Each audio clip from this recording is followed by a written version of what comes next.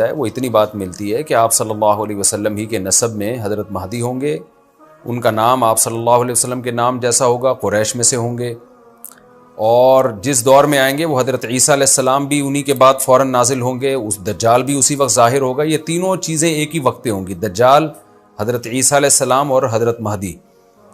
اور حضرت مہدی دمشق میں مسجد میں نماز کے لیے کھڑے ہوں گے کہ اچانک حضرت عیسیٰ علیہ السلام فرشتوں کے کندھوں پہ ہاتھ رکھ کے دمشق کے مینار پہ اتریں گے، پھر وہاں سے سیڑھیوں سے نیچے آئیں گے کیونکہ دارالاسباب میں داخل ہو چکے ہیں۔ حضرت مہدی ان سے کہیں گے کہ آپ نماز پڑھائیں، وہ انکار کریں گے۔ حضرت مہدی کی اقتداء میں حضرت عیسیٰ علیہ السلام نماز پڑھیں گے اور پھر دونوں کی اقتداء میں جہاد ہوگا۔ تو مجاہدین کے امام ہوں گے حضرت مہدی۔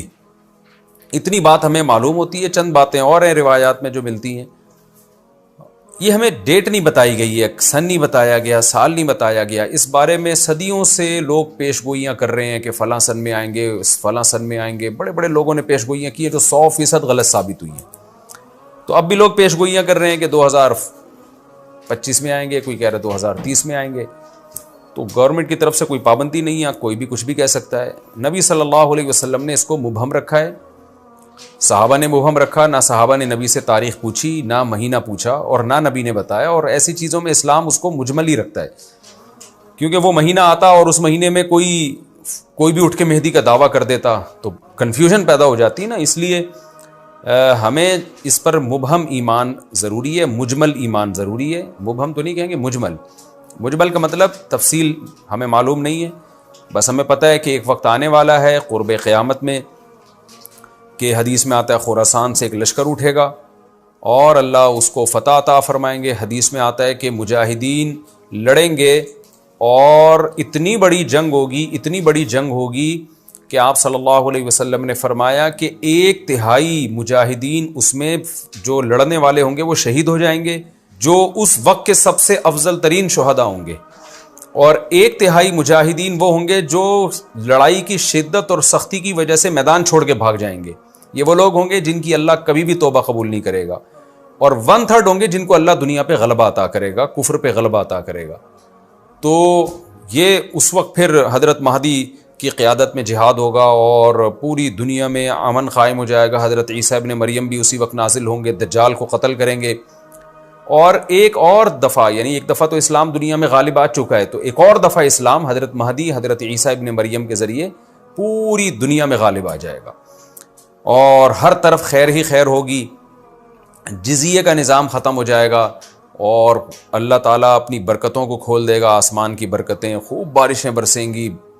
ایک روایت میں آتا ہے، ترمذی کی روایت ہے، اتنے بڑے بڑے انار پیدا ہوں گے کہ اس کے چھلکے کو لوگ سائبان کے طور پہ استعمال کریں گے، ایک ایک انگور کا دانہ کئی لوگ نچوڑ کے پئیں گے، یعنی برکتیں اللہ کی طرف سے ایسی کھل جائیں گی، تو پوری دنیا میں امن ہوگا۔ تو یہ جو نبی صلی اللہ علیہ وسلم کی جو بعثت تھی نا، آپ صلی اللہ علیہ وسلم کی، وہ کیا تھی؟ قرآن میں آتا ہے لِيُظْهِرَهُ عَلَى الدِّينِ كُلِّهِ، آپ صلی اللہ علیہ وسلم کو دنیا میں اس لیے بھیجا گیا تاکہ آپ دین کو پوری دنیا میں غالب کر دیں۔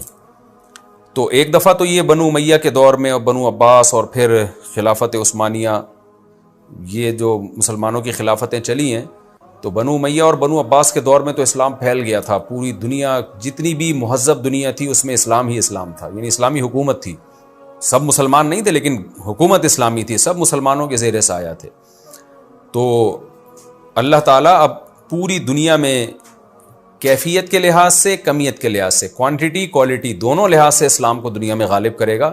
اس کے لیے اللہ نے حضرت مہدی اور حضرت عیسیٰ ابن مریم کا انتخاب کیا ہے۔ اتنا ہمارا ایمان ہے۔ اب کیا ہوتا ہے کہ ہر تھوڑے دن میں کوئی مہدی اٹھ کے دعویٰ شروع کر دیتا ہے، اور تو امام مہدی سب سے پہلی بات یہ مجاہد ہوں گے، بڑی اہم ترین بات یہ ہے، اور انہی کے دور میں حضرت عیسیٰ ابن مریم بھی نازل ہوں گے، تو اور دجال بھی ظاہر ہوگا۔ تو اس لیے یہ تینوں چیزیں ایک ساتھ ہیں، اس لیے ان کو پہچاننے میں اہل اسلام کو دشواری نہیں ہوگی۔ حضرت مہدی کو تو لوگ خود تلاش کریں گے، ان کی علامتوں میں سے یہ بھی ہے، وہ دعویٰ نہیں کریں گے، لوگ اہل اللہ، بزرگان دین، علماء ان کو خود تلاش کریں گے۔ آج لوگ خود دعویٰ کر رہے ہوتے ہیں یہ حضرت مہدی ہیں، میں حضرت مہدی ہوں، تو وہ دعویٰ جو کرے گا اس کا مطلب وہ تو ہو ہی نہیں سکتا۔ تو اس لیے ہمیں اس ٹاپک کو ختم کر دینا چاہیے، اس سینس میں ختم کر دینا چاہیے کہ جو دعوے کر رہے ہیں نا کہ کل آ رہے ہیں، پرسوں آ رہے ہیں، فلاں سن میں آ رہے ہیں، اس سینس میں اس ٹاپک کو ہمیں ختم کر دینا چاہیے۔ ہاں، جتنا احادیث میں ہے اس کو بیان کرنا چاہیے۔ اور جو لوگ بھی خلاف سنت ہوتے ہیں وہ تو حضرت مہدی ہو ہی نہیں سکتے. آج تو مہدی ہونے کا دعویٰ ایسے ایسے پاگل فضول قسم کے لوگ کر رہے ہیں جو انسان ہونے کا دعویٰ کرنے سے پہلے ان کو سوچنا چاہیے کہ ہم انسان کے بچے بھی ہیں کہ نہیں. اچھا یہ بھی انہوں نے پوچھا ہے کہ کیا امام مہدی نبی ہوں گے، امام مہدی نبی ہوں گے یا صحابی، اس بارے میں وضاحت